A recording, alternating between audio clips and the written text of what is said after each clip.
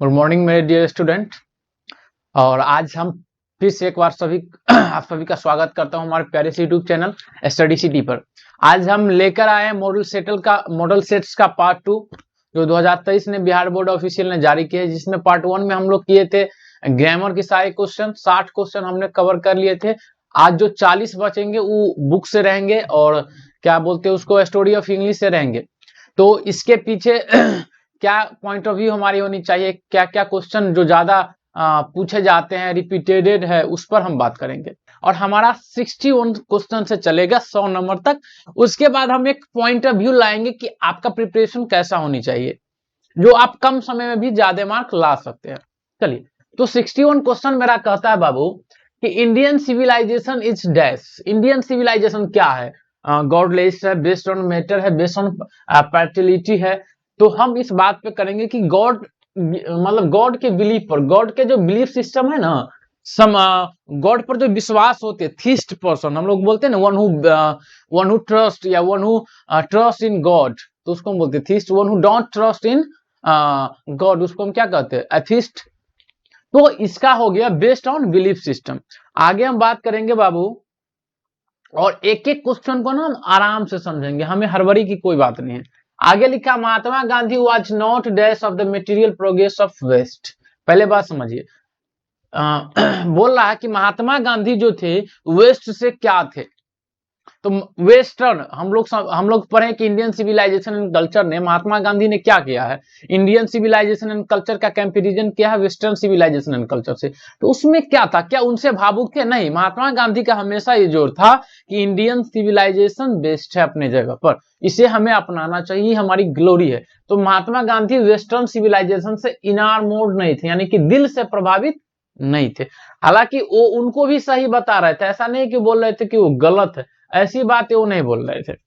Number 63 पे बात हम करेंगे कि प्रिंस ऑफ स्नो क्या है? शॉर्ट स्टोरी है तो नहीं, सॉरी हाँ, एक शॉर्ट स्टोरी ही है प्रिंस ऑफ स्नो।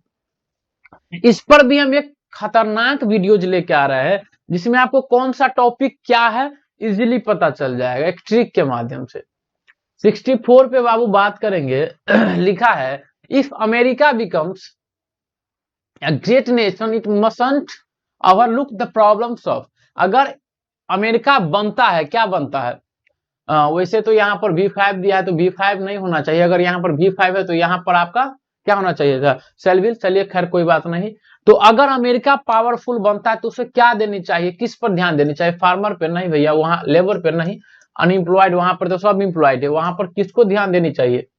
नेग्रोज। यानी कि वहां पर जो भेदभाव होती है ना ब्लैक और व्हाइट लोगों के बीच, उसमें हमको नेग्रोज पे ध्यान देनी है। आई बात समझ में बाबू रे? आगे चलेंगे। Bertrand Russell was a philosopher and. Bertrand Russell एक फिलोसफर के साथ साथ क्या था? Geologist, बोटनालिस्ट, chemist.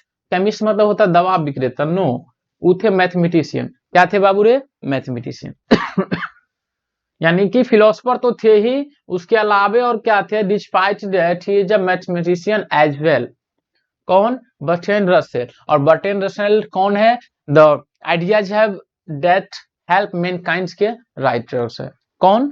Bertrand Russell. आगे हम बात करेंगे बाबू, लिखा the teacher who caught CV playing with God. कि टीचर ने सीबी को पकड़ लिया, किसके साथ? खेलते हुए, गार्ड के साथ। उन्होंने क्या किया होगा आप बताइए? अवार्ड दिए होंगे, अप्रिशिएट किए होंगे? नहीं, रिस्पेक्टेड किए होंगे। उसको बेइज्जती काहे करेंगे भाई? उस स्टूडेंट है, टीचर का काम है पनिशमेंट करना, पनिशमेंट किए होंगे, उसको दंड दिए होंगे। पनिशमेंट मतलब क्या होता है? दंड देना। यानी कि अगर आप कोई सा भी गलती कमिट करते हैं तो उसके लिए आपको पनिशमेंट किया जाएगा, सिंपल। अब हम क्या बोलते हैं, लिखा है in Bangladesh children are looked after. देखिए लुक्ड आफ्टर मतलब क्या होता है बाबू? लुक्ड आफ्टर मतलब होता है देखभाल करना। पिछले वाले अगर देखिएगा तो बताए होंगे देखभाल करना। और क्या लिखा है कि बांग्लादेश में बच्चों का जो देखभाल कैसे किया जाता है, जैसे हम लोग इंडिया में क्या पिताजी ओनली करते हैं? नहीं, सिर्फ ओनली मदर करते? क्या मेड करते, सर्वेंट करते? नहीं यार, हमारी पूरी फैमिली करते हैं। दादाजी भी करते हैं, पापा जी भी करते हैं, मम्मी जी भी करते हैं, चाची चाचा, गांव के लोग भी, अगल बगल नेबर भी हमारे होते हैं, सब करते हैं।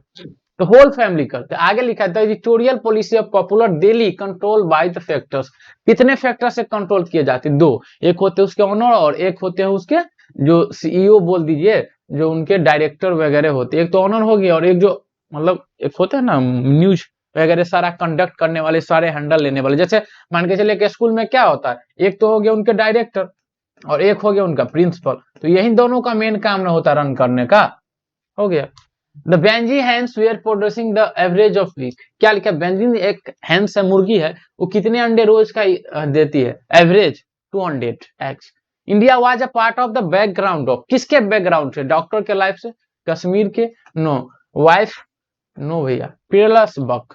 पीरलस बक इंडिया से जुड़ी हुई चीजें है।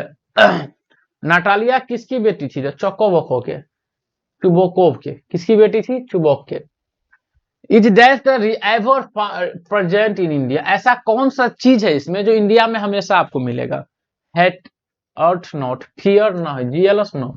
परमानेंट एक ही चीज है, रिलीजन। रिलीजन मतलब बोले तो धर्म। अगर आपको कोई सा भी काम नहीं होता है बाबू, तो आप क्या करते हैं? हम लोग देते हैं नए नए बाबा जी आ गए, और बाबा जी आ गए और किसी को ठग के लेके चले जाते हैं। यानी कि रिलीजन पे हम लोगों का ना ब्लाइंड फेथ है। ब्लाइंड फेथ का मतलब समझते हैं? अंधविश्वास है हमको कि नहीं भैया, रिलीजन से जुड़ी हुई चीजों पर ना हम डाउट ही नहीं करते, शक ही नहीं करते। तो एक लास्ट और एफर्ट प्रेजेंट रहेगी इंडिया में हमेशा। आई बात समझ में? लिखा है सही, मदर वाज दस विथ हिम द सेबी के जो मदर थे उससे क्या थे? टेरिफाइड थे, ट्रेवल थे। मतलब कि एक खौफनाक तरीका था उन लोगों का। आगे हम बाबू बात करेंगे। क्या लिखा? The dash of the few moments right warning can not the here out. Here out मतलब उसकी बात नहीं सुनाई देती, मतलब नहीं सुनते थे। ऐसा होता है ना कि हम लोग किसी को बोलते हैं और हमारी बात का जिक्र ही नहीं करते, यानी हमारी सिंगिंग नहीं सुनेगा, क्राइंग नहीं सुनेगा, स्लीपिंग नहीं सुनेगा, वॉइस नहीं सुनता, आवाज। आगे हम बाबू बात करेंगे। लिखा है बेंजे show no sign of while driving away the parents. क्या था? उनके बेंजे जो थे कोई भी अपना साइन नहीं दिखाया ड्राइविंग अवे हिज पेरेंट्स, यानी कि वो अपने पेरेंट्स को ना आगे कर मतलब हटा रहे थे। तब क्या नॉर्मल इमोशन होना चाहिए? एंजाइटी, बेचैनी क्या होगी भाई? फियर, डर नहीं था उसका कोई भी। एक deaf brief brief brief pen नहीं दिखाई दे रहा था, यानी ना दर्द नहीं दिखाई दे रहा था, उदासी। अगर हम लोग के माँ पापा चले जाते हैं तो उदासी होती है, उनको उदासी नहीं था, सैडनेस नहीं था। द रेडनेस ऑफ द एपियोस टू द पोएट। क्या था? तो एक पोएट क्या था रेडनेस में? चुरल था, मतलब उसको बोल सकते हैं ना निर्दयी थे। Who compose song of my self. हम आपको बताए थे एक उजला आदमी था और गीत गाते जा रहा था, तो उजला मतलब व्हाइट, तो what white man. Nurse in the poem now the leaves. इसको ऊपर कर लेते हैं। लिखा है बाबू nurse in the poem now the leaves are falling fast stands for. किसके लिए? देखिए जैसे now the leaves are falling fast stand for किसके लिए है? नर्स। देखिए सबसे पहली बात, जैसे ये वृक्ष हो गया, हम कोई पौधा लगाते हैं बाबू, एक पौधा लगाते हैं तो देखते होइएगा इसके अगल बगल में छोटा छोटा पौधा आ जाता है, आ जाता है। तो इस सब को ही हम बोलते हैं क्या? एक प्लांट थी। आई बात समझ में? लिखा आउट टू आउट मोन exhibits the principle of in the nature. Nature की क्या होगी? खूबसूरती होगी। आई बात समझ में? चलिए आगे चलेंगे बाबू हम, और आगे मेरा क्वेश्चन है गौर से देखिएगा। An epitaph deals with a beautiful. क्या क्या चीज से ब्यूटीफुल मतलब क्या चीज से वो डील करता है? सौदा क्या करता है? डील मतलब सौदा करना, झेलना, अलग अलग बातें। तो वैसे अगर हम बात करें बाबू तो डील जो होता है ना, डील, डील के साथ दो प्रेपोजिशन आते हैं, एक आता है बोआ इन और एक आता है विद। अगर आप किसी को बिजनेस व्यापार पर्पस से करते हैं तो उसका मतलब होता है इन लगता है, और किसी चीज को सफर करने के लिए करते हैं, सफर समझते हैं? सफर मतलब झेलने के लिए, तो उसको हम लगाते हैं विद। अगर हम बोलेंगे Ravi deals diamond, Mohan deals dash problem. अगर गौर से देखेंगे तो यहाँ पर डायमंड बिजनेस के पर्पज से कर रहा है, इसलिए क्या लगाएंगे इन, और यहाँ क्या लगाएंगे विद, इसीलिए यहाँ पर क्या लगा विद। तो क्या चीज से करता था, ब्यूटीफुल लेडी से। The soldier is dash, the soldier क्या है, एक स्नोट है, 14 लाइन की पोएम है, 12 या 14 लाइन की रहती है, उसको स्नोट बोलते हैं। आगे हम बोलेंगे मैकेबिटी द क्या था, आप सब जानते हैं मिस्ट्री, मिस्ट्री मतलब क्या होता है, रहस्यमयी, यानी रहस्य में बना रहता है, मिस्ट्री रहता है। आगे हम बउआ बात करेंगे, और हमारी बात the term Zoroastrian fire hymn stand for, किसके लिए है बाबू, पारसी के लिए। आगे हम बात करेंगे the king is exile, king is exile, exile मतलब समझते हैं, एक्साइल मतलब बउआ होता है राम भगवान जो गए थे, कहाँ गए थे, वनवास। द किंग इज एक्साइल, वनवास है, स्नेक किसके लिए, द स्नेक के लिए। The speaker of mother's house proud of, किस पर प्राउड करेंगे बाबू रे, तो हर ग्रैंड मदर्स हाउस, वो अपने दादी के घर पे ना प्राउड फील करेगी। प्राउड मतलब होता है गर्व, उसका दो सेंस होता है, जब आप उसको निगेटिव सेंस में प्रयोग करेंगे तो घमंड भी होता है। The poet had gone the water through, water कब पिएगा लोग, पानी, पानी से होके कब जाना पसंद करेगा, ठंडी महीना में नहीं, किस महीना में, गर्मी महीना में, हॉट में। मैकेबिटी द बेफलमेंट ऑफ, किसके लिए था, सर दर्द था, बेफलमेंट मतलब होता है बाबू सर दर्द, किसके लिए सर दर्द बना था, तो स्कॉटलैंड यार्ड, स्कॉटलैंड यार्ड के लिए क्या बना था, सर दर्द बना था। The theme of the poem an epitaph, melancholic, theme मतलब उसके लिखने का पर्पस क्या था उसके पीछे, उसी को हम थीम बोलेंगे। According to W H. Auden this is the become the term of see the क्या था, हैन मुर्गी नहीं, सेप्रो नहीं, पिकक नहीं, जब आप ये पढ़ेंगे ना W H. Auden, now W H. Auden की बात हम करें बाबू, जिसके राइटर कौन सा, now the leaves are falling fast, कि कौन से स्टोरी के है, now the leaves are falling fast, इसके राइटर है कौन, डब्ल्यू.एच. ऑर्डेन। और ये बात करती है बुलबुल का, बुलबुल का बात करता है खान, खान बात करता है, था हु रोट द स्क्लोरी जिप्सी, इसको लिखने का काम किया मैथ्यू अर्नोल्ड ने, किसने, मैथ्यू अर्नोल्ड ने। हु रोट एंडीमियोन्स, एंडीमियोन को लिखने का काम किए हैं बाबू जॉन किट्स। और इससे घबराने का बात नहीं है, गुरुजी आप कैसे लगा दिए, तो इसके लिए बहुत ही खतरनाक वीडियो लेकर आ रहा है, जो बुक राइटर्स बेस्ट रहेगा, बुक राइटर बेस्ट, जितने भी एक्सपेक्टेड बुक है उनके राइटर्स है, उसके लिए हम एक वीडियोज लेकर आ रहे हैं बहुत ही जल्द। और तब तक आप लोगों से लिए एक ही, बस एक ही है, आप लोगों से उम्मीद एक ही आशा है कि कम से कम हमको 1 जनवरी तक आप 1K तक पहुंचा के दिखाइए। Thank you. आगे हम बात करेंगे बाबू, लिखा the 18th century known as, 18th century क्या चीज से जानी जाती है, तो उसको हम बोलते हैं, पढ़ेंगे ना आप, एकदम इजी क्वेश्चन है, Augustan age. A major linguistic change in the English is this, एक ग्रेट वोवेल शिफ्ट करके एक पीरियड आया था ओल्ड इंग्लिश में, तो उस टाइम उस चेंज को हम बोलते हैं लिंग्विस्टिक चेंज।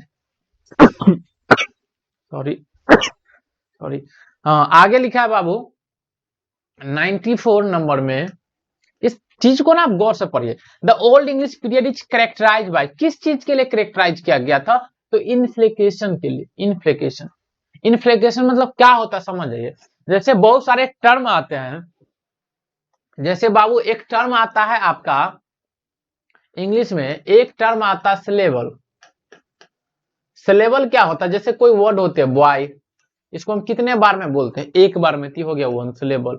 जैसे हम बोलेंगे फादर, तो ये कितने बार में बोला जाता है, 2 बार में, तो 2 सिलेबल हो गया। इसी तरह हो गया आपका ब्यूटीफुल, कितने बार में बोला जाता है, 3 बार में। तो एक ही टर्म था सिलेबल। अच्छा सिलेबल से आगे चले तो एक टर्म और है एक्रोनियम। एक्रोनियम, एक्रोनियम क्या होता है, तो ये ग्रुप होता है इनिशियल लेटर का, जैसे आप लोग कहीं पे CBI लिखा देखते हैं, कभी पे लिखा देखते हैं FIR, कहीं लिखा देखते हैं SI, कहीं लिखा देखते हैं IAS। तो ये क्या है, इसको आप ना ऐसे नहीं लिख सकते हैं IAS, ये गलत हो जाएगा, इसको हम बोलते हैं एक्रोनियम। ठीक उसी प्रकार एक वो आया इन्फ्लेकेशन करके, जब ओल्ड इंग्लिश से आगे आया ना पीरियड, तो इन्फ्लेशन है, जैसे हम कोई वर्ब लिखते हैं, जैसे हम लिखते हैं वॉक, तो इसका V2 बनाएंगे तो क्या लगाएंगे, वॉक्ड। इसका V5 बनाएंगे तो वॉक्स, इसका V4 बनाएंगे तो वॉकिंग। बनाए ना, तो ई जो EDS ING ये सब जो हम प्लस किए है ना बाबू, इसी को हम बोलते हैं क्या, इम्प्लीकेशन। आई बात समझ में? तो ये सब एक टर्म आया था जब शिफ्ट हो रहा था ओल्ड इंग्लिश से मिडिल इंग्लिश में, फिर मिडिल इंग्लिश से मॉडर्न इंग्लिश में। Goldsmith and the Sheridan made contribution to the, किसमें कंट्रीब्यूशन दिए हैं, तो इन लोग एक गोल्ड स्मिथ और सीडन की बात करें तो दोनों ड्रामेटिस्ट थे, यानी ड्रामा पर ज्यादा फोकस करते थे, तो ये इंग्लिश स्टेज में हम लोगों को मदद की है। आगे लिखा हु रोट हकलबेरी फिन, कि इसको लिखने का काम किया मार्क ट्वेन साहब ने, जो हम लोगों का राइट आंसर होगा।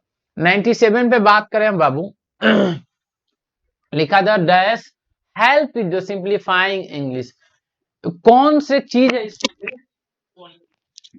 बाबू, कौन से इसमें से चीज है जो आपको इंग्लिश को कम्प्लीफाई करने में, सिंप्लीफाई करने में हमको हमारी मदद करता है, हमारी मदद करता है। महाभारत नोट, कुरान नहीं, रामायण नहीं, एक ही चीज है बाइबल, जानते हैं हम लोग। चलिए आगे हम अगर बात करेंगे बुआरे, तो लिखा है who wrote Macbeth and the Julius Caesar, तो इनको लिखने का काम किया हमारे विलियम शेक्सपियर साहब ने। कौन? विलियम शेक्सपियर साहब ने। आगे बारे हम बात करें तो लिखा है कि the word drama comes from, कौन से वर्ड से आया है, लैटिन से, स्कैंडिनेवियन से, इंडियन से, नहीं ग्रीक से। और आज का एक लास्ट क्वेश्चन रहा आपका, एक लास्ट क्वेश्चन रहा बाबू रे, तुगलक, हु रोट तुगलक, तो तुगलक का काम लिखने का काम किया है औरोबिंदो, आरएन टैगोर, चरण दत्त नहीं, गिरीश कर्नाड, और हाल फिलहाल नहीं इसकी मृत्यु हुई है। तो ये रहा आपका पार्ट 2 कंप्लीट, जिसमें हमने 60 से लेकर 61 से लेकर 100 तक की सारे ऑब्जेक्टिव जो बुक और स्टोरी ऑफ इंग्लिश से आई हुई है, काफी अच्छे से हम लोगों ने देखा। जो बिहार बोर्ड 2023 ने मॉडल सेट पब्लिश किए हैं उनका कंप्लीट सॉल्यूशन हमने कर डाला। सब्जेक्टिव पे एक दिन हम पॉइंट ऑफ व्यू करेंगे कि कैसे आप कम समय में ज्यादा नंबर ला सकते हैं। और अभी भी समय है, अगर आप पढ़ते हैं, अगर आप कठिन मेहनत करते हैं, तो आपके लिए स्टडी सिटी की सारी टीम हमेशा तैयार है और रहेगी। लेकिन थोड़ा आप लोगों को भी हमारी मोटिवेशन का ध्यान रखना होगा कि अगर हम लोग इतनी मेहनत करते हैं तो आपका भी फर्ज बनता है। कभी हम लोग ये नहीं कहते वीडियोज में कि सब्सक्राइब करो, ये करो करो, आप लोग अपने फर्ज समझिए कि इतने सारे गुरुजी एक प्लेटफॉर्म पे मेहनत कर रहे हैं, थोड़ा थैंक यू सो मच।